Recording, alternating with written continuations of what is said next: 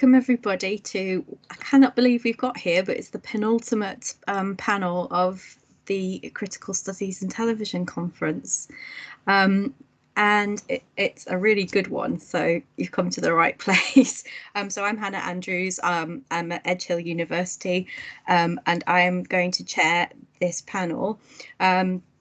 So I'm going to introduce the panel, and then we'll have the papers, and then we will have hopefully plenty of time at the end for discussion. Just a little bit of a reminder of the sort of etiquette element of this.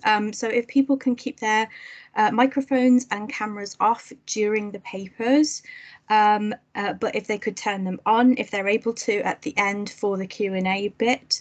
If you have questions at the end, please do raise your hand and ask them via mic, or you can pop them into the chat, and the chat is being monitored. Okay, so the next thing for me to do is to introduce our wonderful speakers. So we're going to start with Vilde Shankar-Sundert, a researcher in the Department of Media and Communication at the University of Oslo. Her book, Television Drama in the Age of Streaming, has recently been published by Palgrave, and she's also recently published work on youth television in Critical Studies in Television. Then we will have Gary R. Edgerton, Professor of Creative Media and Entertainment at Butler University. He's published 12 books, more than 90 essays on a variety of television, film and culture topics in an assortment of books, journals and encyclopedias. And he also co-edits the Journal of Popular Film and Television. And then Barb Gilville-Stoltz is Assistant Professor in the School of Media and Performing Arts at Coventry University. She's recently published work in the edited collection Binge Watching and Contemporary Television, and is working on notions of media specificity, quantum physics and mediated humanity. So without further ado, I'm going to invite Vilde to present her paper. Over to you. Thanks for a very nice introduction, and thanks for allowing me to be here. I'm really happy to see other television scholars. I miss going to conferences and seeing you. And also thanks to the organizer, to Elke, for doing this wonderful work. It has to be so much work organizing everything. So my presentation is called Young Streamers and Key Industry Lessons. And many studies describe how youths are both digital and global in their media consumptions, and also have the notions that they are leaving national legacy media behind. Some even ask if we can talk about youth as a lost generation for national legacy media, while others describe youth as a missing audience, or reaching youth as a problem or a challenge because they are escaping. A recent special issue in Critical Studies of Television that Hannah just mentioned discussed these issues through the term youth-ification. And youth-ification can mean several things. It can both mean a strategic focus on youth productions and youth content, that is content made especially for younger audiences. But it can also mean that we have to rethink legacy media and youthify them. That means modernizing them or being innovative, exploring new ways of telling stories, presenting them and producing them. And while there exist several studies addressing youth strategies within distinct industries, the aim of this presentation is to look at the youth problem, if we can call it that, as it presents itself across several industries. I have adopted such a cross-industrial approach to young streamers from the two large-scale research projects that I have recently been involved in, both hosted by the Department of Media and Communication at the University of Oslo. The first project addressed how streaming changes the cultural industries, focusing on the music, film, television and book industries, while the second addresses youth entertainment media, both produced for and consumed on global platforms. And they include both film and television content, but also gaming and content produced by users turning professional creators. I also draw on recent and collaborative work with other scholars, among them Caroline Andrea Ilebæk, Marika Lyders, and Terje Kolbjørnsen. And I mention them here not only to shameless promote this work, but also to pay homage to these collaborators.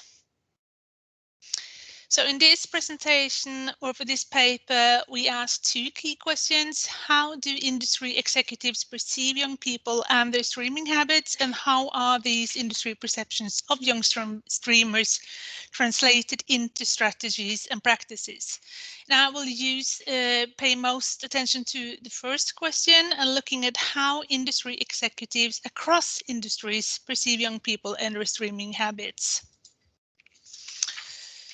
So in order to do that this presentation draws on an interview study we did in one of the research projects conducted in the STREAM project. And this study that was made out by several researchers included 39 elite interviews with Norwegian CEOs and industry leaders from the film, television, music, and book industry. So it was a cross-industry study. All the interviews were done within 4 months, from October 2019 to February 2020, which means just before Corona and the lockdown in Norway and the rest of the world. So they are a pre-Corona study. And the focus was on strategies and perceptions, on challenges and opportunities. And we asked all the informants the same questions and to be able to compare across industries. I've put in some of the labels. I will guess that many of them you don't know because they are Norwegian, but some of them would be common for you, as well as Discovery, Viaplay, Spotify, and the Norwegian public service broadcaster NRK. So we were aiming for the largest media companies in the 4 industries. All the interviews consisted of 2 sets of questions. So first, it was 17 open-ended questions, including questions on the benefit and challenges of streaming. And then we had 40 statements on streaming designed to map and uncover industry perceptions and working notions. And in all the claims, informants were asked to fully or partly agree or disagree. So based on this material in the following, I will concentrate on the 4 industry perceptions on young streamers as they are presented in the statements we asked. So of the 40 statements, 5 of them were designed to specifically address views on youths and young streamers. And all but 1 of the informants filled out this statement. So we have 38 answers. In general, it's much consensus among the informants regarding these issues, and these perceptions even more consensus than many of the other statements we have. And just one quick note that we did not define young streamers or youth, so that's up to the informants to define among themselves. I don't think it was intentional, as we wanted to map notions and perceptions and not define everything too narrowly. So the first statement relates to the notions of youth's user habits and the degree to which industry executives perceived a difference in media habits between younger and older audience groups. And not surprisingly, we find industry executives from all 4 industries to operate with a collective notion of youth's user habits are different than those for older age groups. So all but 37 of 38 informants agreed to the statement that young people have completely different media habits compared to older age group. So where are young audiences? Young people are on YouTube, as one of our informants said in the open-ended questions. So YouTube was mentioned by many of the informants, almost all of them, regardless if they came from film, television, music, or the book industry. Many talked about changing user habits in terms of a generational shift. So we have got a new generation with completely different media habits, which different itself from earlier generations in terms of expectation, taste, habits, and user modes, and they will continue to be different when they grew older. However, not everyone share the notion of young streamers as driven by distinct generation. According to some informants, youths have always been different than other audience groups, and youths today are therefore not that much different than youths in previous times. As one informant from the book industry said, we have always had difficulty reaching young people, especially boys. That was not something new for him. The second statement relates to the notion of heavy streamers, that is the streamers spending the most time on streaming services. And again, we find that a majority of the informants agree, it's a lot of consensus to the statement that people who stream a lot are generally younger than those who don't. So this statement is closely related to the previous one, yet it shows how industry executives perceive young streamers not only to have different habits than older audience groups, but also to spend the most time on these streaming platforms. For instance, many informants pointed to how streaming favored teens and youths consuming modes, allowing them as these services allow them for convenience and choice. So streaming as such was presented as a natural way for young people to consume content.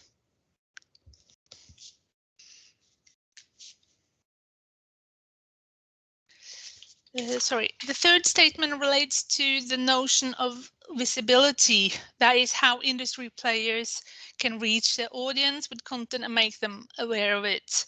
And also the number of agreeing informants is lower here than in the previous two statements. We find that a majority of the informants, 33 of 38, agree to the statement that it's difficult to get through to young people even with really good content.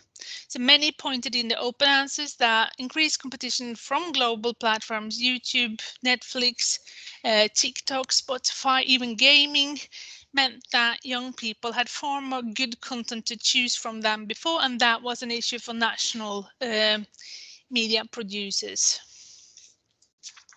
For instance, one of the informants from the book industry addressed how it was difficult to make young boys prioritize reading when Netflix was so close by.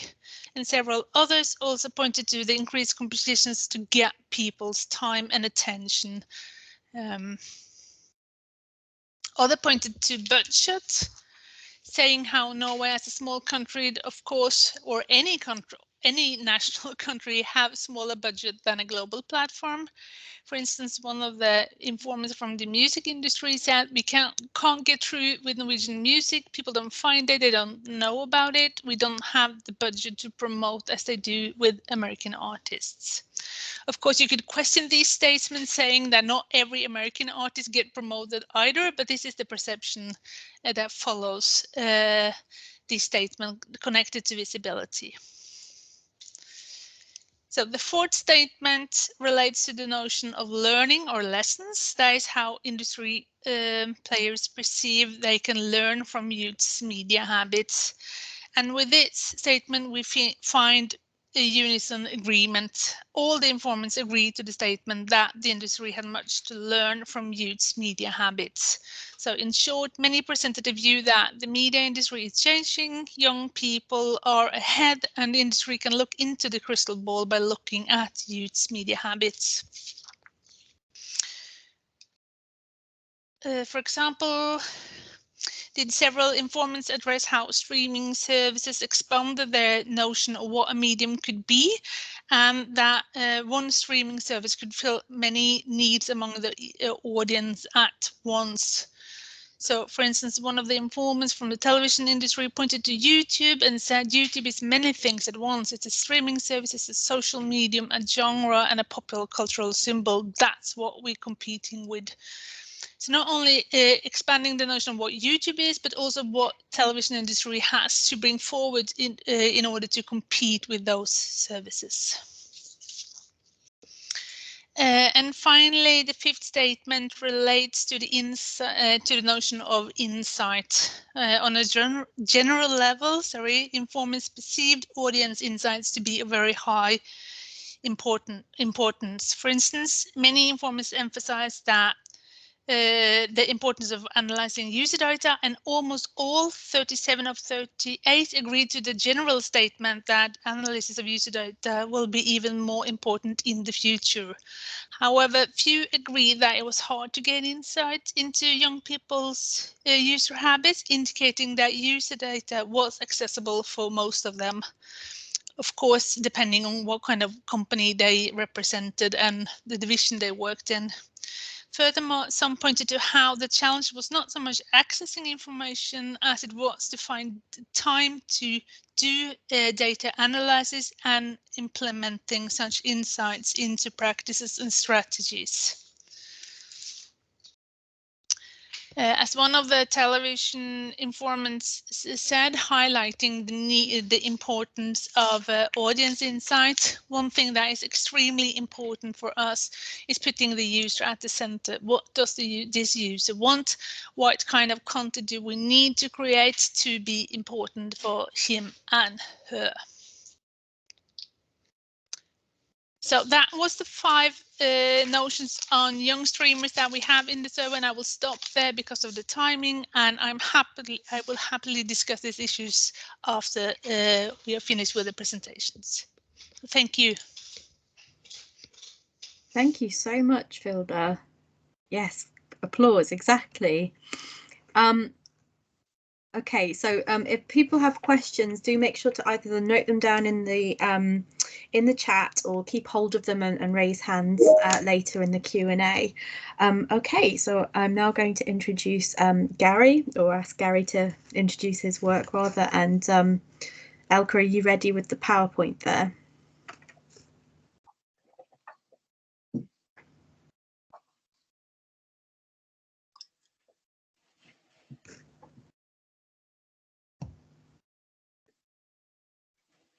Great. Thanks so much, Hannah, and thanks, Elke. Let me just begin by saying that my title was written tongue-in-cheek, that putting Silicon Valley and Hollywood in a mathematical equation, you know, is at once incongruous but from my point of view, on the nose, because it really, Silicon Valley is the major influence here. And it sort of reflects the quantitative, new big tech, algorithmic orientation of Silicon Valley. Hollywood has evolved in fits and starts for 110 years, but never has so much of upheaval arrived so fast on so many fronts as has happened over the last decade, as a result of new tech's move into television and film. And I mean Silicon Valley by new tech. And second, of course, what we all are dealing with, and probably why our conference is remote this time around, is because of the global coronavirus pandemic that emerged front and center in all of our lives in March 2020. A Darwinian fallacy has long existed where industry professionals, as well as media scholars, reflexively frame marketplace competition in the entertainment industry as a survival of the fittest. And in point of fact, the interrelated histories and development of television and film have never played out in such a simplistic, one-dimensional way. Television did not replace movies. Cable and satellite did not supplant broadcast TV, and Silicon Valley-style television or streaming will not usurp Hollywood. A more complex and nuanced relationship emerged in the first 2 examples, where all the major players needed to adjust and retool, as we see the current players doing now. While what I'm calling a kind of convergence 2.0, convergence between these industries really began into the mid to late 1980s, but it's gone into a new phase, I think, since the mid 2010s, is now occurring in this third instance of Silicon Valley and Hollywood, where new tech and old Hollywood the traditional firewall between them is rapidly evaporating to the point where each side is becoming more like the other. Peak TV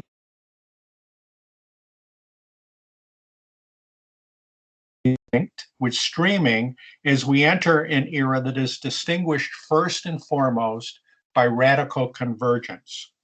Could I get the next slide, Elko, please? Little did Reed Hastings, who we see here, who's the co-founder and now he co-CEO of Netflix. He was the CEO for the longest time, but Ted Sarandos is he just elevated him last year.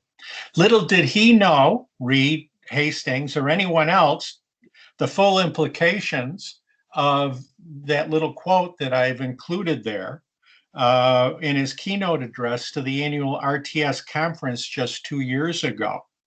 He, of course, was referring to the beginning salvos of what's been characterized in the press as the streaming wars that were about to kick into high gear with the imminent launch of Apple TV Plus on the 1st of November, 2019, and Disney Plus on the 12th of November.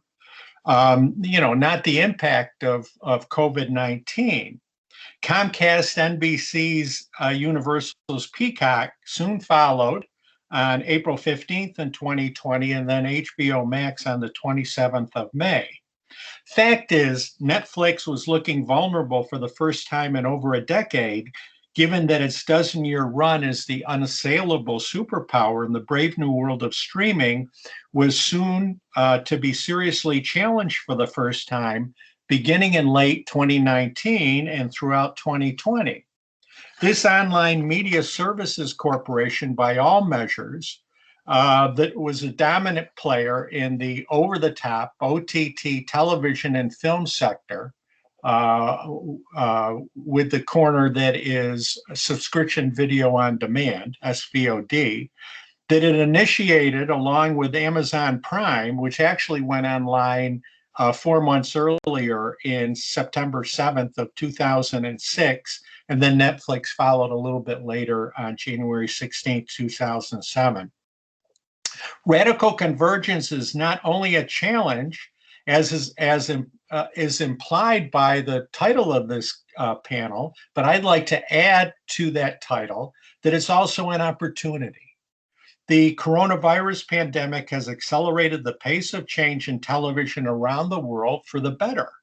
The TV industry throughout the 2010s and into the 2020s is more global in industrial framework and everyday practice than it's ever been before.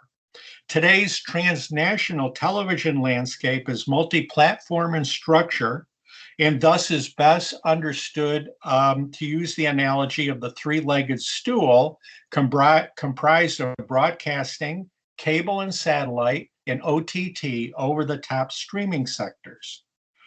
American viewership, which I look at most closely, is just a fraction of the global total, but the US is still disproportionately represented in the production and international distribution of TV programming. But this situation is rapidly changing, driven largely by the internal restructuring and external innovations evident at Netflix and either shared or adopted by the other leaders in the global streaming sector. Could I get the next slide, please?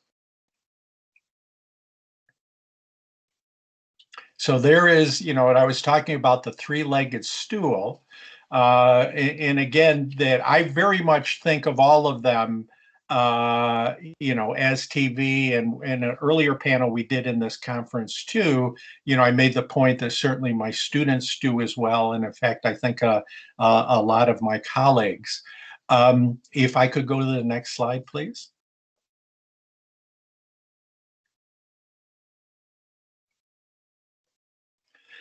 Netflix was founded as a Silicon Valley startup in the summer of 1997 in Scotts Valley, California, and moved its headquarters to nearby Los Gatos 2 years later.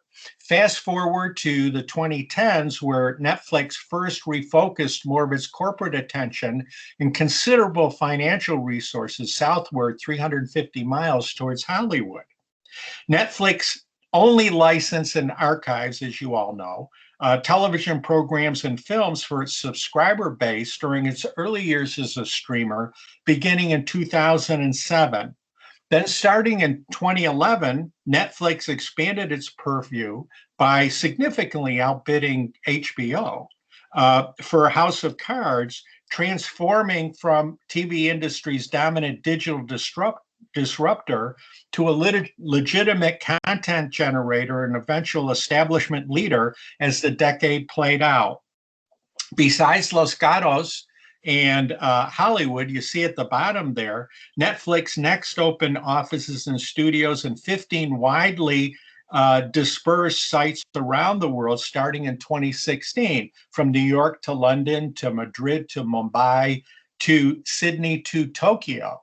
And I think in the process, what they did was they started to make the transition from being a multinational, which means having a central headquarters in one place and having tentacles all, in various parts internationally, to transnational, meaning that you have a decentralized kind of management structure where it's not just Los Gatos anymore, it's not just Hollywood anymore, that you actually have it in multiple places, which increases, I think it's part of Netflix's psychology, it's part of a way for them to quicker meld and adapt to local circumstances, and also take it in and learn and change the company as a result.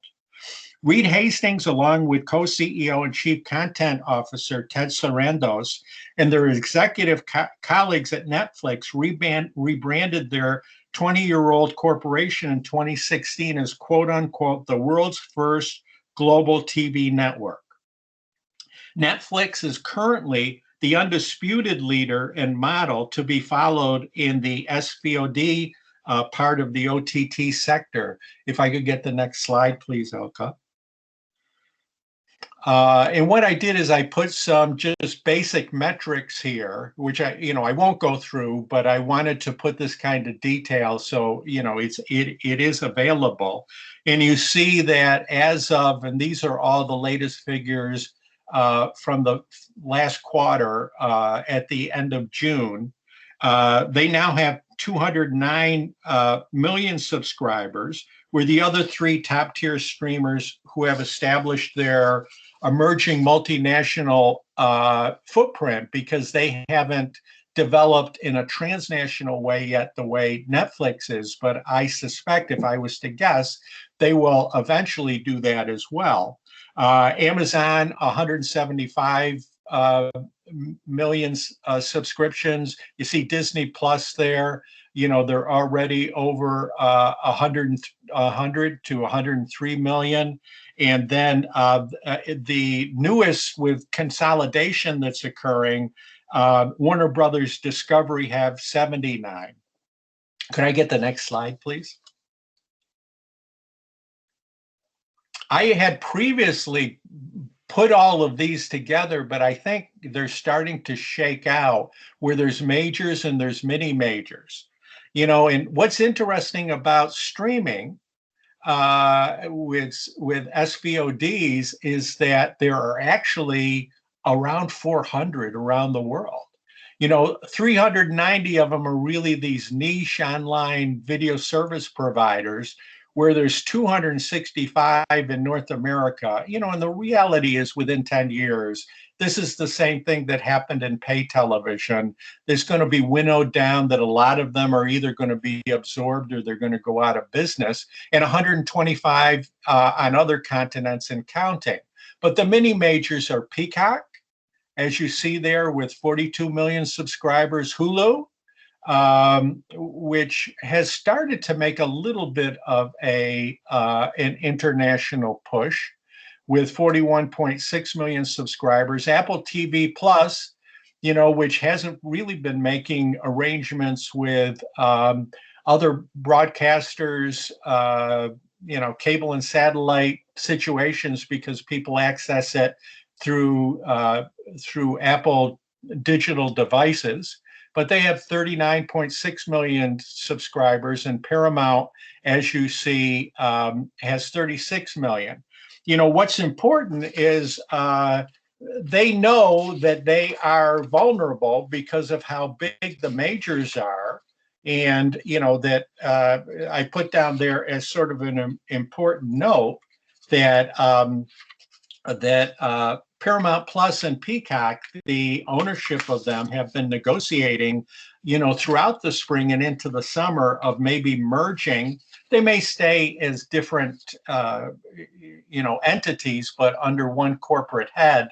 The consolidation that's happening in entertainment certainly is not ending. Overall, new streaming providers have been sprouting up all over the world to challenge the major and mini-major SVOD corporations from Spain to Singapore, Britain to India, Germany to Japan and China. In the same way that Netflix had a wide open market outside North America pretty much to itself prior to 2017, dozens of international streamers are currently up and running in every region of the globe to more directly compete for local subscribers. Today, there's no telling how many of these online media service providers will eventually survive the shakeout in what promises to be a highly turbulent and unpredictable entertainment workplace throughout the 2020s. What is certain is that this tsunami of streaming activities is resulting in a once-in-a-lifetime shift in the entertainment landscape. Could I please get the next slide?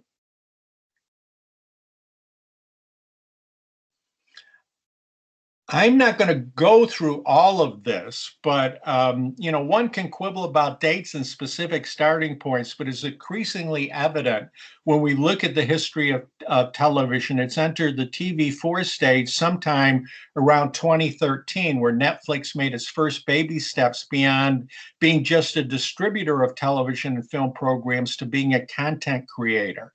And I'm not going to go through these characteristics that I think are what distinguishes TV3 from TV4, other than to say it privileges the personal usage market model, which thrives on 24/7 online consumer activity driven by individualized algorithmic recommendations. This does not mean, of course, and we've seen this in this conference, this does not mean that every country in the world has gone through 4 stages. Some countries may have done the first stage and they are able, because of technology, jump right to TV4. But when we look at it, there are some countries where it literally was a slow horizontal kind of development in terms of television. I just want to concentrate on the bottom. The corporate exemplar of TV4 is Netflix, which is pursuing a general entertainment strategy, which I think is really interesting. While its main OTT SVOD competitors are either more prestige-driven, like Amazon Prime Video, HBO Max, or Apple TV Plus, broadcast derivative, like Hulu, Paramount Plus, or Peacock, or niche, like Disney Plus, ESPN Plus, or Discovery Plus. Where Netflix was the hunter, it is now the hunted. The new reality is that it has to compete with a handful of major streamers who, as of today, are behind but catching up in terms of usability and performance of their online delivery systems and algorithmic know-how.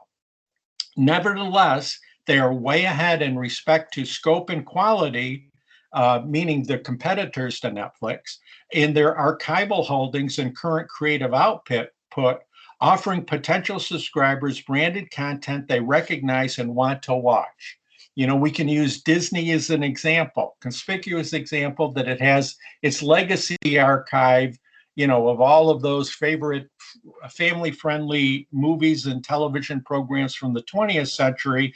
But then throughout the 21st century, what it's done is it's spent its time, first acquiring Pixar in 2006, Marvel in 2009, Lucasfilms in 2012, and 21st Century Fox in 2019, which means, franchise properties like The Simpsons, all of FX's high-end prestige programming, and National Geographic. The ceaseless churn and mergers and acquisitions that have been pervasive throughout the entertainment industry over the past 2 decades is most likely to continue throughout the 2020s. And could I please get the last slide, Elka? So here are my conclusions in terms of looking at all of this from a critical media industry perspective and a macro perspective. TV4 has proven to be a corrective for TV3. As television has completely crossed over the Rubicon into streaming, most of the major OTT players, led by Netflix, have shown little interest in quality control, as they fire hose hours and hours of mostly passable scripted and unscripted programming onto their customers' screens. Each of the major and mini-major SVOD services negotiate the high-low balance between high-end prestige programming and low-end mass appeal content in its own way. And, that's what I did when I talked about each are developing their own identity. But the TV3 blueprint, where content was king and distribution queen, has now been turned upside down.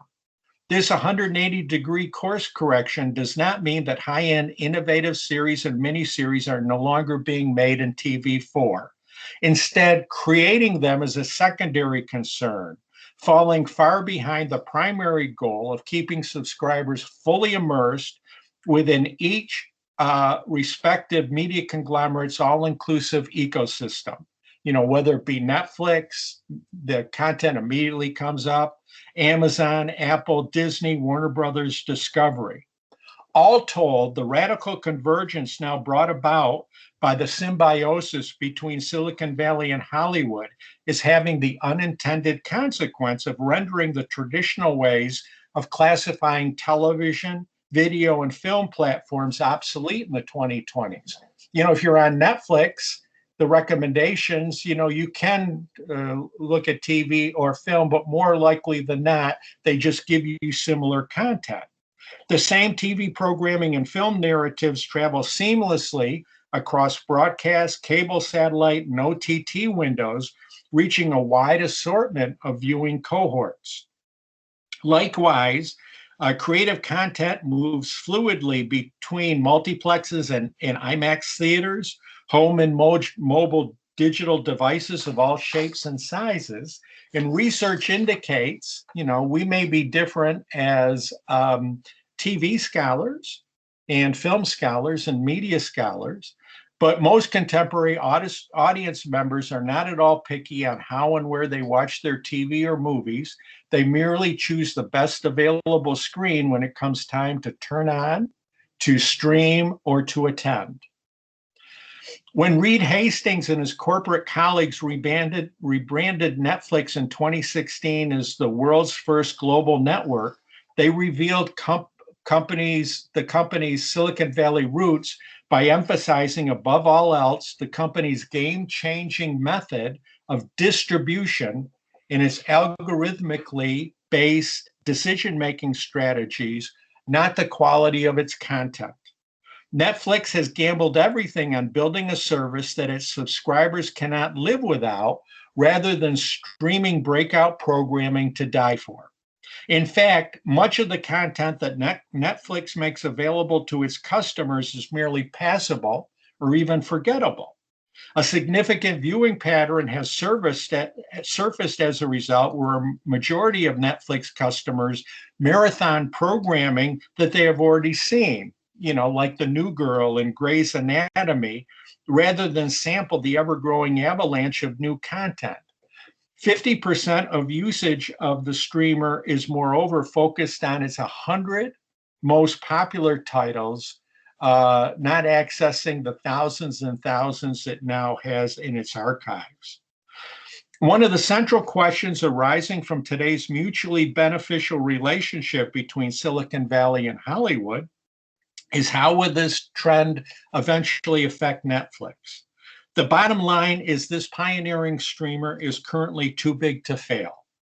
However, this forecast does not preclude the fact that the 2020s are destined to be much more challenging and transformative for Netflix than they were in the 2010s, because it has all of its eggs in its streaming basket. And I hope, in our discussion, we can talk a little bit more about that.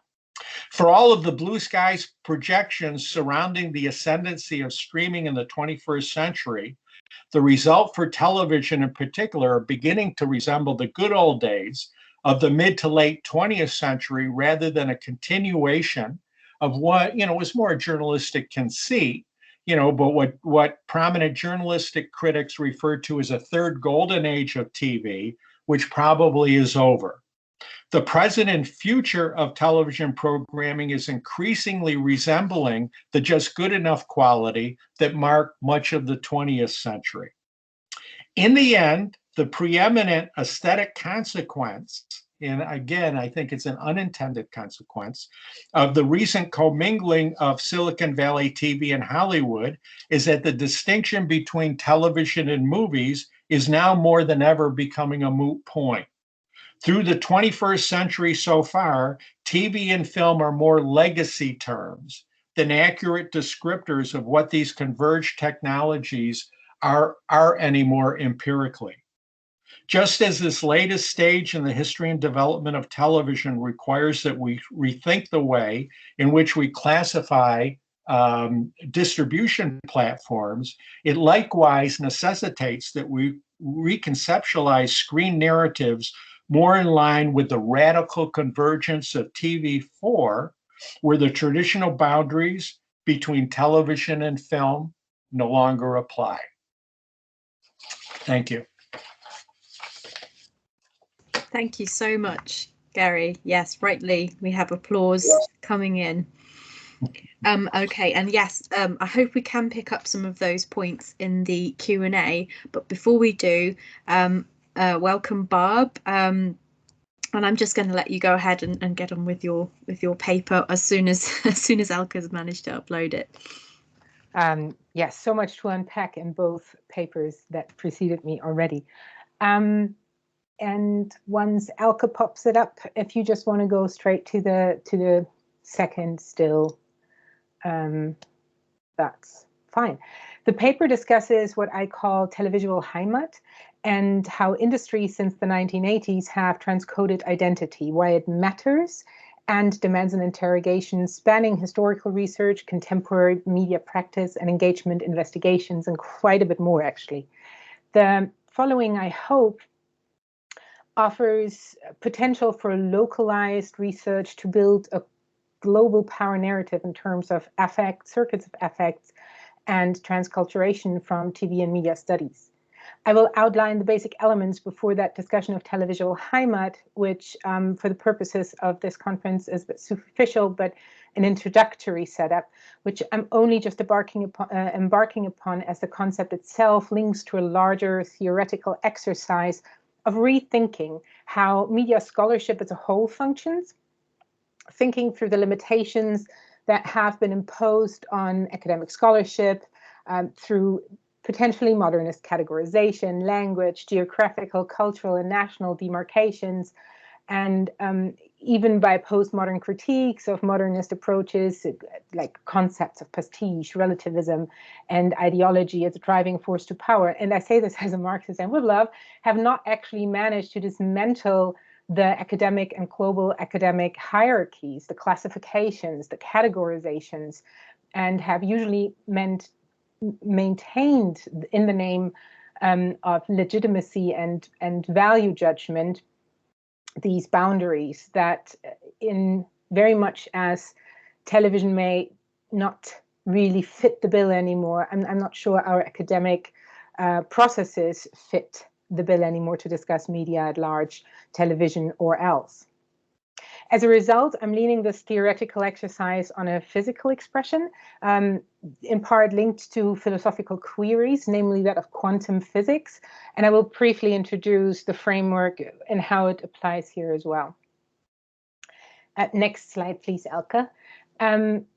Just to kind of lead you into the work, foreign program adopters have been an essential part of the circulation and trade processes of commercial, national, local programming, programming changing in the late 2000s. In short, illegal access, thinking of quality audiences here, defined by elitist notions of affluence and education, has had a lasting effect on international trade, windowing practices, hierarchization of television programming, as I've argued elsewhere. And these illegitimate audiences have changed industrial practices at a global level, but further divided the constructed audiences in terms of financial viability and value production from the industrial viewpoint. This is relevant to the discussion here because an industrial turn of kind took place that now sees the audience as valuable through their affect to power up the ultra niche market in this shakeout stage of the media and streaming markets, and can be linked therefore to current day market realities and affecting the shape of televisual Heimat for today's audiences through industrial offerings of nostalgic, classic, and contemporary fare.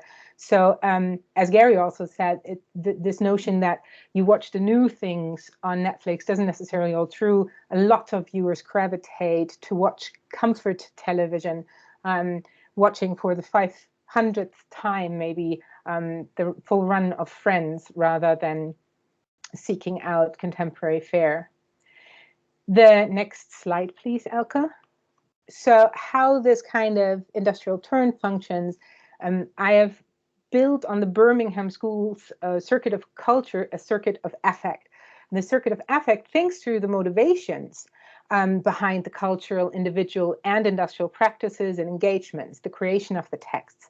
More specifically, I am interested in how affect is more and more becoming a driving force, how viewers understand themselves, and has been picked up in branding by the media industries. Now, we're kind of used to seeing that the equation of status and purchase item when we're thinking of fast cars, for example. But we're less used to this in terms of television, and I think it has to do in part with the shift from advertising to subscription models and this personal use rather than group mentality. So Netflix's audiences, for example, their on-brand promised to become global citizens, leading to the assumption that if the correct subscriptions are in-house, you will become a savvy, open-minded international being shaped through your personal consumption of media. And the ripple effects of this branding strategy tie into industrial logics. Now seeing more and more companies adjust their content provisions to ensure the sentiment of globality, transculturalism, citizenry is bought into, or at least maintained where possible in line with its content. And I'd argue that this is in part due, as I said, to this subscription model becoming more heavily ingrained in the media that we, at least as scholars, talk about. But again, here is this hierarchical shift. The audiences that we're talking about are these subscription-based audiences. Because rooted in the FPA audience and their affluence and their elite backgrounds, their money brought to the industry is key here. To them, the industry is offering cultural capital in a sense, like the status that comes with a BMW. However, whilst the US and UK residents and scholars have a slightly different interaction in terms of televisual Heimat, these notions of global and transcultural citizenship, they're not necessarily and not entirely new to those territories whose television markets at one time or another have been dominated by foreign content already. And here for whichever reasons, there is a multitude of reasons why at some point or another a market has been overrun. Next slide, please, Elke. Thank you. So this notion of global citizenry buys into transculturalism, and I approach transculturalism through the works of Arslan and Raja from 2013 and Cuccioletta. And Cucciolatta's work is highlighting Tessanari's 3 core essentials, and I'm kind of building on them.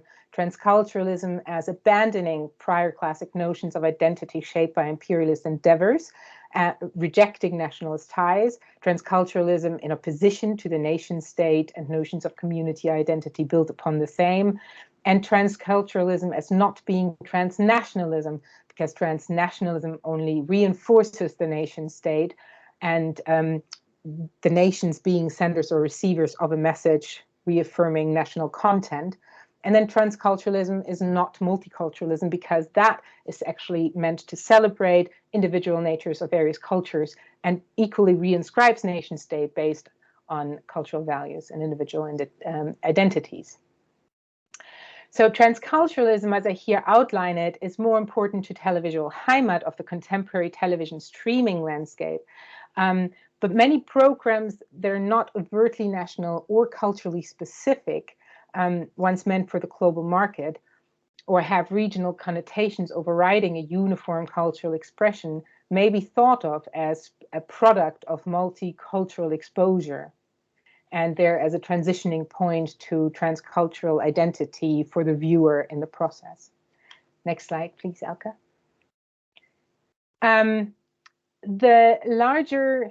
So media entanglement as a term has been used across media disciplines, from media history to digital humanities, applying different definitions to their use, but the more prominent is the application in research in digital humanities.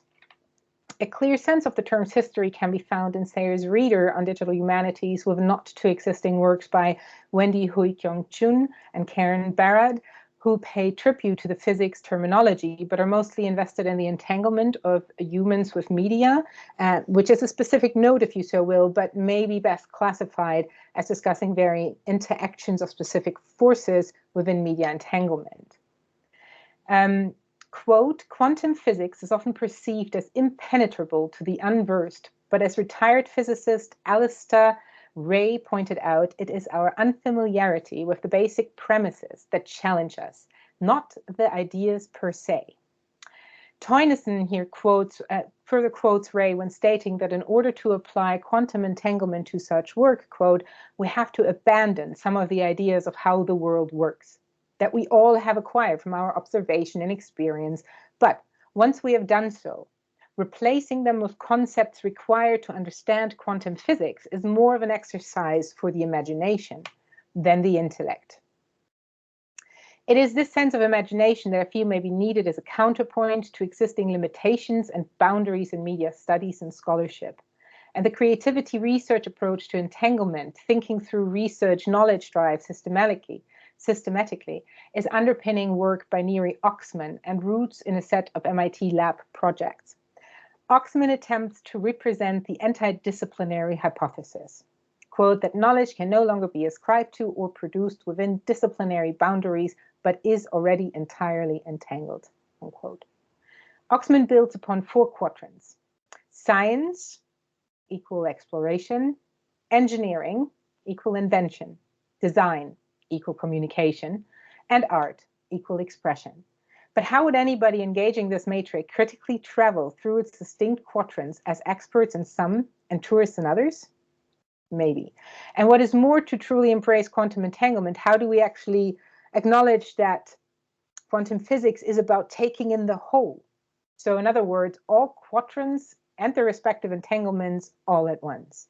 That's sort of the underpinning problem for televisual Heimat as well.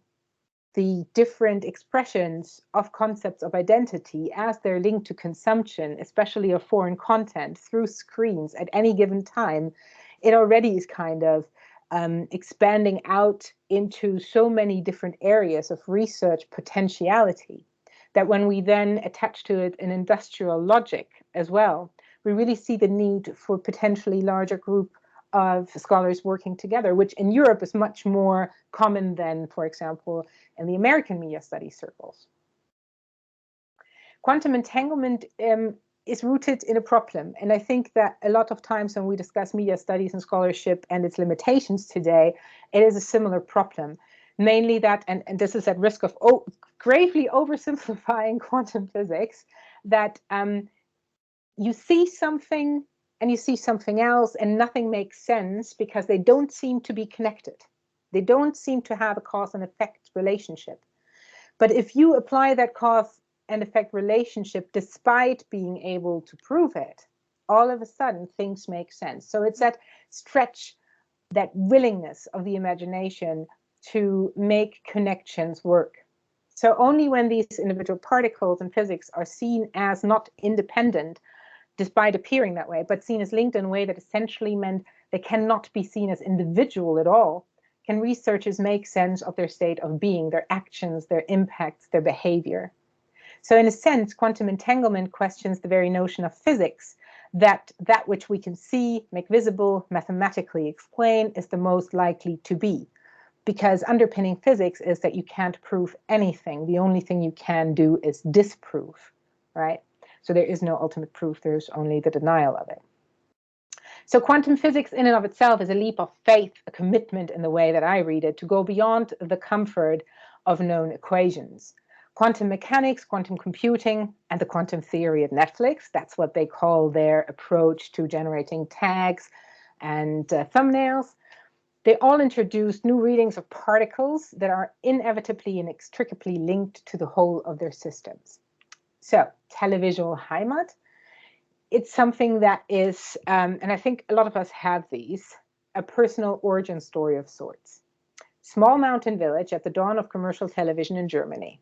1,000 people, 2 hotels. Each of these hotels links up to only one of the only 2 existing new, brand shiny new commercial television stations, RTL Plus and Sat.1. Now, most villagers on either side of the village link up to the feed of the hotels with very big cables and basically only watch that content because that is their 4th channel that they have available. Now, that means that even long before ultra niche television providers fragmented the market and the limited number of culturally or nationally relevant programming that would dominate the next day's water cooler talk, many television markets and communities lacked the simple ability to organize their discussion of culture around common texts. So then not choice as much as access. And we, of course, see that globally still applying. So I, to this day, have never seen a single episode of MacGyver, while my friend on the other side of the village, to this day, has never seen an episode of The Knight Rider. She does not know what she's missing, just saying. So media fragmentation and niching of audiences isn't new. The numbers merely have changed. And the relevance of televisual Heimat, certainly I see with young audiences that are more easily reached by new de- and rehabituation processes, as I was a young audience member in the 80s and 90s, in media communications at large. So like Vilde discussed just now, the potential lost audiences to national media programmers, I think it is very much the young streamers today as well that, again, are of interest here to watch and kind of see how their identity is shaped by their current consumption. Because, you know, it is kind of showing in evidence that that is a formative period of life, right? So the problematic is not solely historic, clearly, and it's not isolated to a particular German village or country or place. So just this week, we heard Ipsita Sahu talk about Indian classic television that was mainly accessible in bigger cities, and their city-specific content aired. And Deborah Castro and Conchi Cascaosa talked about the lack of international mobility of regional television, just the same, even though it was just in passing. So the communities build on their individual understanding histories of media attacks, fandoms that create a true sense of belonging, for example, as Charlotte Stevens talked about, have a long-standing history tradition everywhere, widespread, many regions. But I'm mostly interested not in tailored content for the cultural market that fits the locality, but where space and place are at a disrupted stage. Here, therefore, televisual Heimat comes into place. Have the next slide, please. And as you can see, my slides are having just images. I'm happy to send the paper to anyone who's interested and wants to look at it in more details, but that would have been very text heavy, everything. So thinking of Gary's talk too, actually, the mini and major streamers, by the way, I think kind of feed into this community building as well, because their catalogs differ and their international archives differ depending on the country and the access. So bottom line is our cultural engagement shapes our sense of belonging and identity. Where we feel right and where we feel home may be quite a far cry from where we were brought up in real life. For me personally, it defines my absolute inability to conceptualize that mountain village or even Germany as home or Heimat. And for those of you that know me, it may be complicated by more or less 20 years abroad. But I mean, I left because I didn't fit in the first place and gravitated to those places that I felt much more home in just by having seen them on the screen. So looking at German mediascapes in the 1980s and 90s, this television content connected sense of belonging, our nostalgic centers, cultural identity, it is very much shaped by televisual Heimat. But Heimat, of course, as a term, especially in cultural and media studies, has baggage galore. Political, historically, scholarly, much explored, usually tied to German narratives and World War II. And I don't have the time to lead you through a revisitation of what Heimat has meant in previous and ongoing discussions, be it temporal, spatial, cultural, emotional, social, or political in detail, all touch upon the study I'm undertaking or I'm embarking upon in different ways. But I lean predominantly on Friederike Eigler and Jens Kugelis' edited volume on Heimat at the intersection of memory and space, where, as the title suggests, relationships with the spatial elements of Heimat have been renegotiated through memory, cultural and collective predominantly, less so the social, normative, and individual aspect of it. But as a framework, it applies. And they built on Arjun Appadurai's Modernity at Large and his notion of produced localities. So the work raises the question how locality works when the spatial relationships, the place, interaction, the social are actually no longer isomorphic. They're not continuous. They're not in one real space, right? So in the case of non-dominant markets, not necessarily culturally isomorphic to begin with. In other words, while Heimat is often linked to nation, national, and regional culture and geographies of place, academia, I would argue that through the experience of foreign locality on screen, notions of belonging and place and space are greatly disrupted and built on fictional televisual content, depending on the individual's interactions. Heimat can and already does function as a term describing an intense sense of belonging that is bound to negotiation of that belonging, induced by stresses of the known and the unknown, the familiar and the strange, the heimlich and the unheimlich.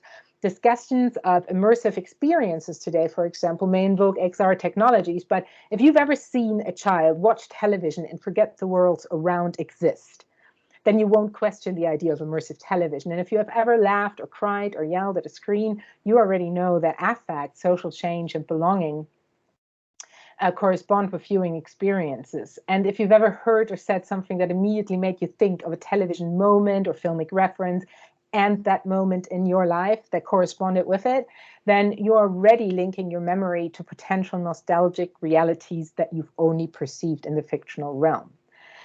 So media entanglement is the larger concept from within which I'm interrogating televisual Heimat, if that makes sense, because it permits me to both ignore the disconnected and fragmented nature of action affect experience that I'm looking at here, but at the same time highlight it as something that is worthwhile examining, figuring out, and imaginatively completing, if you so will.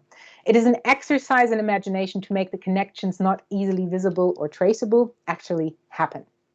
It is vital to understand the industrial trade practices for any given time of investigation, though, and that's important to point out, because while much of our scholarship discusses US American dominances, and this certainly applies to West Germany's 1980s and 1990s televisual landscapes, televisual Heimat is where the dominantly consumed media is driven by, to the viewer, foreign cultural forces.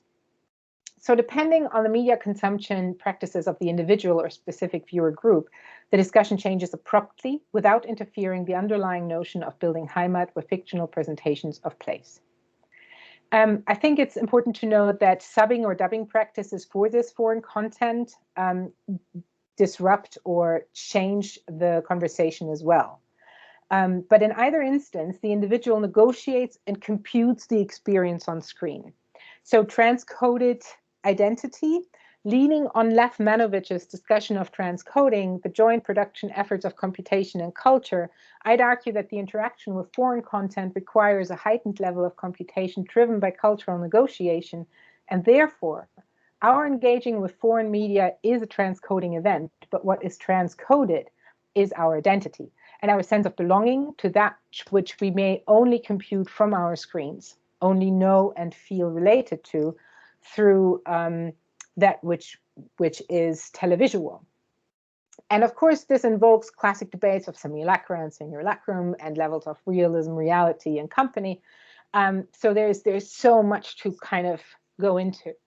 The work on televisual Heimat is in its infancy. The project must first negotiate the relationship between television and notions of belonging, its connection to and interpretations of identity formation, and its shaping of an individual's framework of history through televisual experiences, questioning tangibility, reality, the fictional, the local.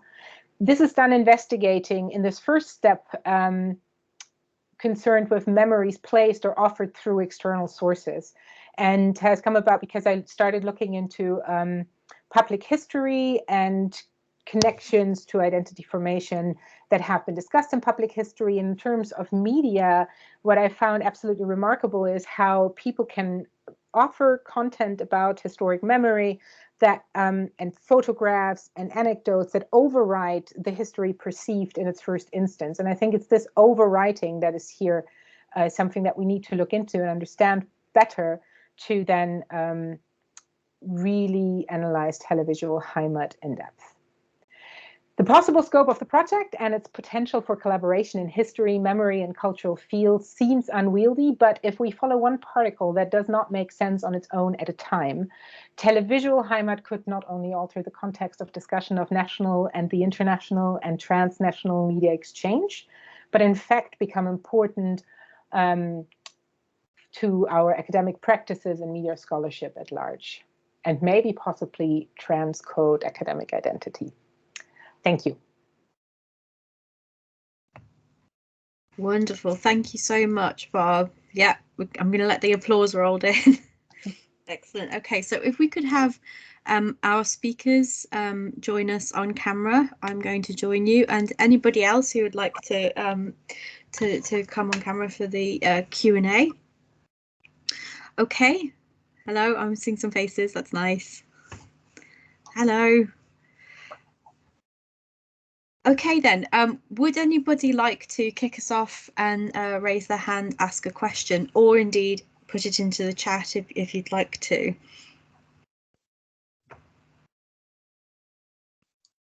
You can do it using the emoji, or just if you're on camera, just raise your hand. Okay, Gary. Actually, I tying in the other two presentations from our panel here. That one question I had was, how are you defining youth?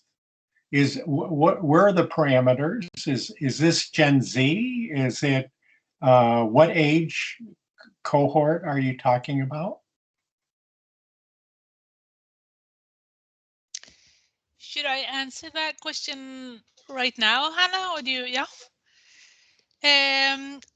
In the interview study, we don't define youth because we want them to define the concept of youth and young audiences and youthfulness. And that was kind of the point, because also youth can depend on different industries, like the music talk about youth in a slightly different way than the film or television or book industry. So we didn't define it in the interviews, but of course, when they had the open-ended question, we would go more into details if they said something particular. And in in the new project we are entering, where we want to analyze youth culture on global platforms, we have a defined age group, of course, otherwise it would be too messy and broad. Yeah, but in the statement that we ask, we don't define it as any age, just the concept of our younger audiences more global and more active on streaming services. Great. You know, and I guess this is, you know, this probably is, you know, across many countries in terms of that, but to bring in Barb's idea of Heimat, that clearly the way you're thinking of imagining youth, Heimat is different than it is, and you know, and all of the people from the industry have sort of talked about that. But what I'd like to ask Barb is, you know, Heimat is all tied into belonging. And have we gotten to a point where Heimat may be, and I'm throwing this out more to be provocative rather than not, but is Heimat a 20th century concept? In the sense that you know, having an intense sense of belonging, is the 21st century defined by belonging nowhere and belonging everywhere, especially if you are a citizen of sort of a transnational urban culture, in some way that that of course it's not black and white like that. But the idea of, and I also, when I heard you, was thinking of you talking, you know, some of it may be simply awareness and us moving to this, but especially in the States, the awareness of the increase in mental health issues is exploding. And I just say, in terms of how many of my students in particular are you know, sign up with disability service. I mean, we're not talking one here or there. We're talking a 20 to 25% cohort in each class. That is the way television is now, and social media, making Heimat pretty much impossible, and that level of disorientation is having consequences. I don't think so. And that is mainly because this idea of Heimat that is bound by a place, yes, that is very much a 20th century concept. And I think that that's why both the book I mentioned about memory and place and Heimat, and the concept of televisual Heimat are challenging this need to be grounded in an actual place, and to be grounded in a place that you can tangibly reach, a culture or a nation that is surrounding you.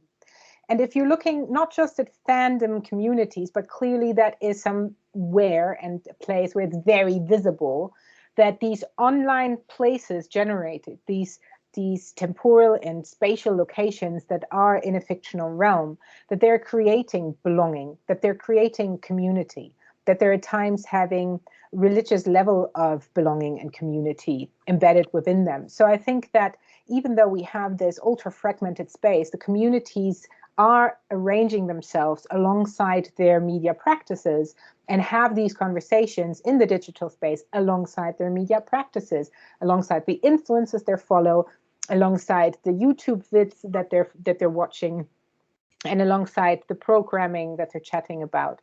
And I think that it is a different sense of Heimat, one that is not grounded in the same kind of angst or stresses between the urban and the rural, or the familiar and the strange, in the same sense that the classic notion in academia talked about, but that in the televisual version of it, if you so will. Or maybe I should have called it virtual Heimat. Maybe that would have been a better negotiation of the term, despite my personal root story. But I think that it's a relocation, to use that word ad absurdum, of Heimat into a digital realm, into a mediated space, into a fictional connections that are emotionally binding us, that are affected in fictional content.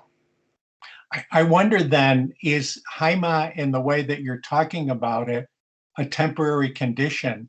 Thinking in terms of how we intensely get into certain things, and then several months later, we're intensely into something else, and their kind of whiplash effect that's caused by that. No, I don't think so, because I think that exists. That is like fair, what is it called? Fair weather fans, in soccer. It's like you stick with what's hot and what's, new.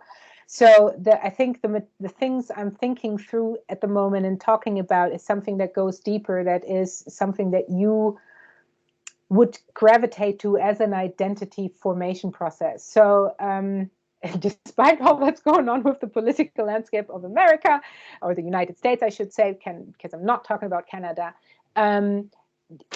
my draw to that country is not going to go away just because of all that's going on there, or the fact that I haven't lived there in the past 5 years, but lived in the UK, because that connection that I've built, even before the reality of connections was built, before I hung out in Indianapolis, for example, that is something that has been created through media. And I think, like, if you go online, there's just, I think it comes out in America this week, or came out last week, a book called Reborn in the US of A. And it's about an English guy that got really into the popular culture of America, and then moved to America and made it his home. And, it's I think we have a lot of these stories about Japanophile, etc. Yeah. Right. And football is his anchor. Yes.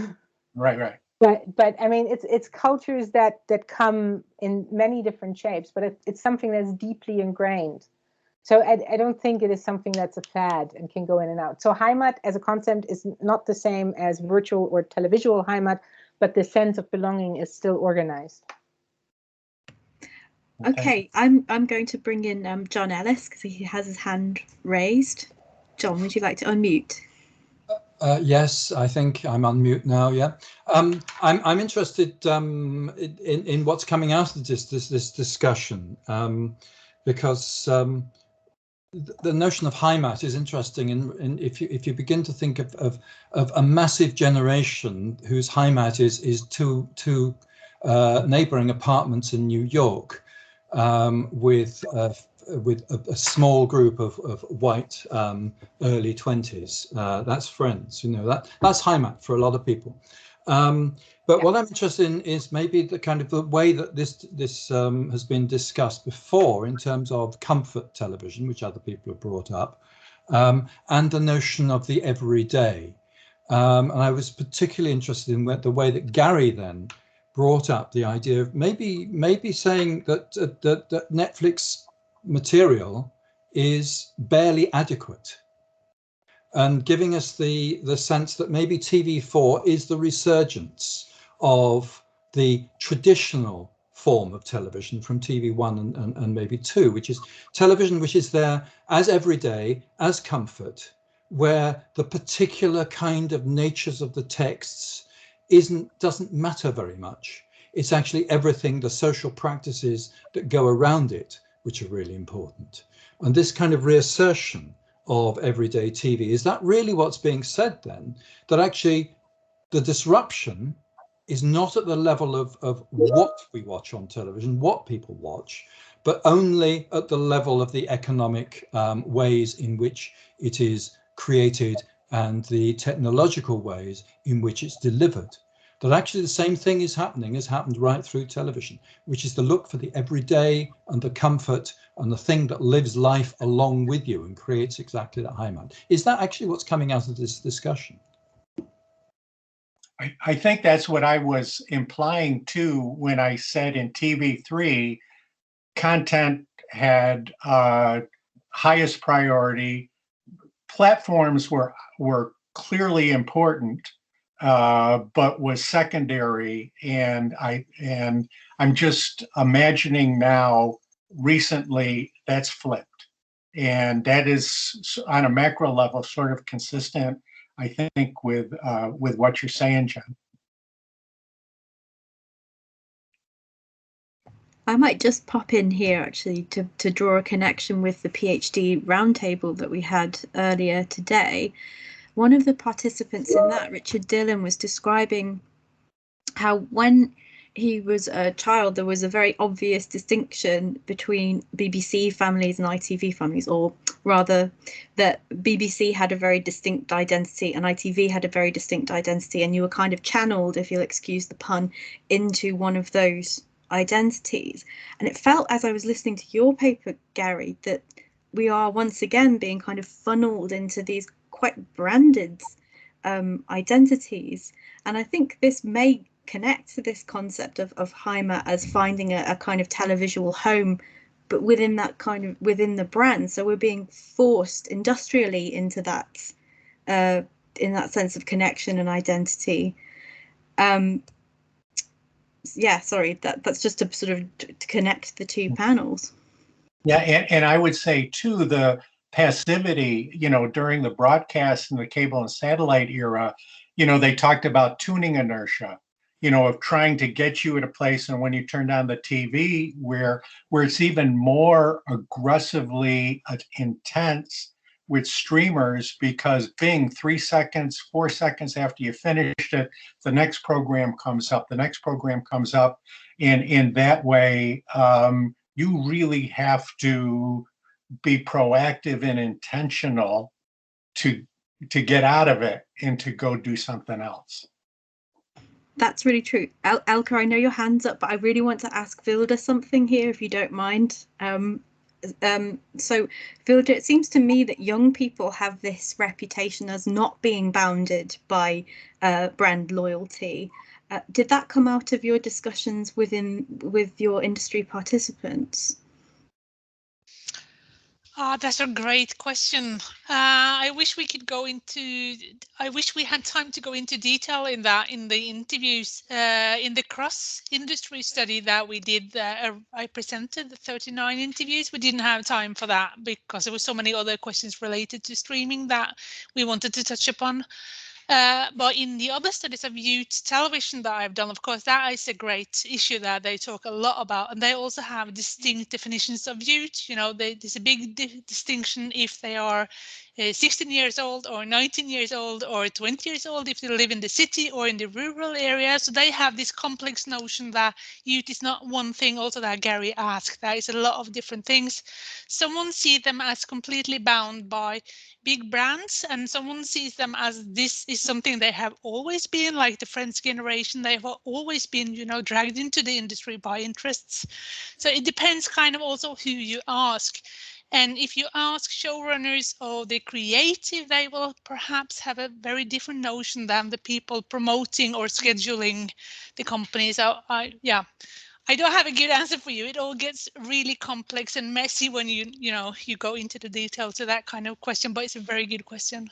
It sure does. And as somebody who's 30 and still sees themselves as a youth, I hear you on the definition thing. Okay, Elke? Thank you all for really interesting papers. The question I have is actually primarily to Gary, but probably the other two might want to come in as well, which is about the thing that you mentioned, Gary, in your paper about, the fact that you've got the really big streamers and you've got the smaller streamers. And I was wondering if competition in that regard might actually be negative or indeed lead to increasing conglomeration even in the streamer section, and what role maybe potentially, non-US based streamers, such as, for example, in China, you have, it's iQIYI, I think you pronounce it, which has 500 million subscribers. So if you compare that to the big streamers in the US, obviously they're completely dwarfed in terms of numbers.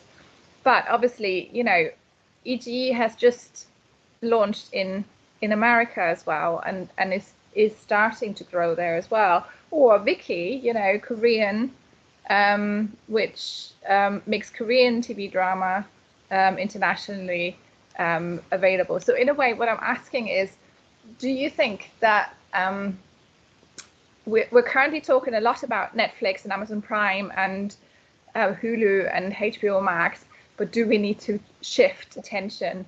And do we need to think precisely about the role of YouTube, for example, within that, because it is so strongly perceived as the place where everything comes together?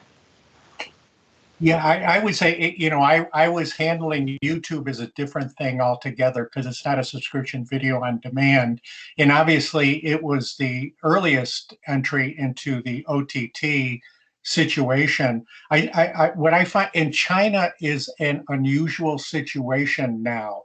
And it'll be interesting to see how that all plays out, because Netflix, when it started to really go transnational and global in its aspirations in 2015, 2016, they were pretty certain that they were going to get into China in some way, and they've been pretty much blocked from being able to do that. But I think in the same way too, the Chinese streamers have been walled off as well. So I think that's almost a special case in terms of that. And again, we are so at the very beginning of this, it's hard to sort of generalize. But what seems to be, I think there won't be this enormous amount of, it is the same thing as you can see when pay TV came in, that it was a Wild West, and then there were acquisitions and everything that it was there. But I think what's most interesting now is that, these North American-based companies are creating partnerships as they go out, and especially Netflix. I think because Netflix is doing it, the other majors are going to do it, and it's sort of been a win-win situation in terms of regional streamers are becoming bigger and more prominent in their programming and having a broader view, the ones that will survive, where, and again, all of these North American companies, 10 years from now, when we have a panel, we will look back and some of them will have survived and some of them won't, but also too, we will have players from other continents, I think, being part of what turns out to be the majors and the mini majors. Okay, we have a question from Derek Johnston. Derek, do you want to unmute? Okay, I will try to make this quick, but there's been so many ways that these interconnect. So perhaps entanglement is very useful here, and I'm not sure which of my quantum expressions is going to take over at the moment. What intrigued me from the start of Vilda's paper is this thing about branding and age groups. There was a survey in the UK a couple of years ago, which I think was part of the Ofcom small screens, big debate work, which was looking at what youth audiences use. And it seemed that they were very strongly about, they saw Spotify, YouTube, to a lesser extent, Netflix and Amazon as theirs, and that the BBC, ITV, Channel 4 were for old people. And so there's that branding operating there to divide people. And you can give people all of the data in front of them and they'll still turn back and tell you that, yeah, Netflix means they can watch whatever they want, whenever they want. And so I wonder about this strength of branding and whether this is causing separations, not necessarily ones we need to worry about, but maybe we should. And whether how this also, I suppose, plays in with the idea of Heimat. And if I'm understanding it correctly, obviously there's like everyone would have their own Heimat, but which is overlapping with other people's. But how's that going to affect things like age groups, things like the legacy of television, the legacy of national broadcasting? Basically, where does it go next?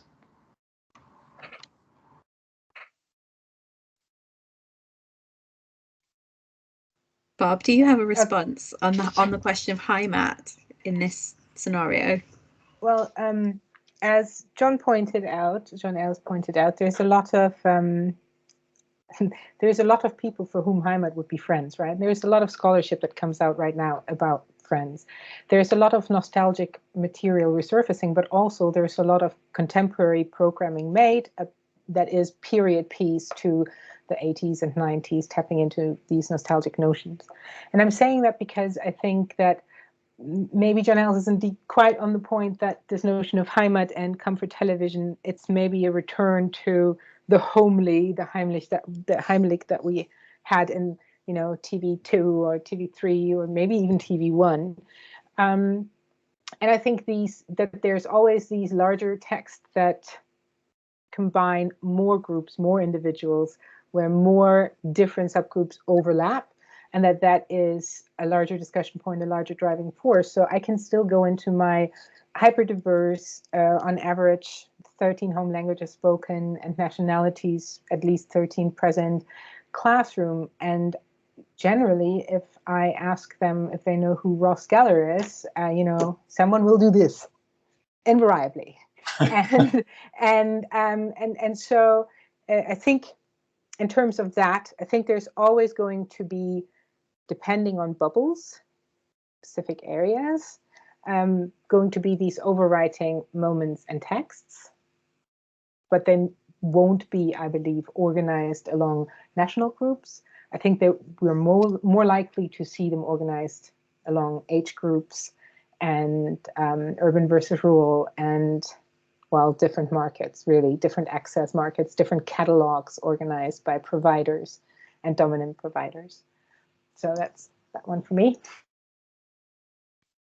Thanks. I'm very aware of time, but would anybody else like to respond to this question of branding and meaningfulness? Vilde? I would love to respond. It was a great question. I started noting a lot of things that we should always approve. That is a great question for me. I think when we talk about the youth audience and branding and promoting, you know, it's a very wide range between people in the industry wanting to do important public service stuff, you know, have this mission of creating importance in young people's life, being different, learning them, enlightenment, all of this. So that's on the one side, and then on the other side you have people that wants to have a youth audience because it's cool, it's sexy, it sells, it's promotional, it's good for advertising, it's the crystal ball is future customers, and it can also be important, you know, pitching your story, saying that this is a young, So yeah, I think your question covers all of that messy different reasons also within the industry. And also I was thinking that a lot of people have used Netflix in particular to sell things, that this is the new and innovative way. But what happens when Netflix is no longer new? You know, what should you turn to? We're not talking about YouTube that way, but that means television, in order to be new, has to be TikTok, or, you know, or our public service coming back into fashion again, you know. That I think that's also a question that we should raise. What's when the new things are not new anymore? Yeah. Thank you. Thanks. It's a really good point. Gary, did you want? Oh, Bob, you raised your hand? Yeah. Oh, mute. This is just a super quick aside. I don't remember anymore, I have to admit, who of the academic Twitterati posted this, but they were saying that one of their youngsters had come to them and said, oh, that show airs weekly. That's the Apple Plus way. And so I think this notion of what is new can easily be rebranded, retooled, and remarketed. And I think that's you know, kind of the underpinning idea of the televisual Heimat or Heimat, and a lot of the things that we've been talking about with the industries, and is it really new what we're talking about? No, but it's different, but it's not new. And I think there's a lot of cyclicality that that we really may want to focus on much more in the work we do, because I think there's a lot to be said about the cyclical nature of media, branding, exchange, consumption, etc. Gary, do you want to respond? Yeah, I mean, the only thing I would, the first thing that comes to mind to me is that when we're talking subscription video on demand, and, branding is an entirely different thing now than it was in TV3, but it's so brand new that what we're talking about, it's interesting if we look at, our students and social media platforms, how some have gone in and out of fashion in different generations, then attach themselves to different ones. We haven't had that horizontal time. Facebook's been around since 2006. So we're talking 15 years. And when we're talking streaming, we're talking about where Netflix, equivalent to Facebook, is 2010, 2011.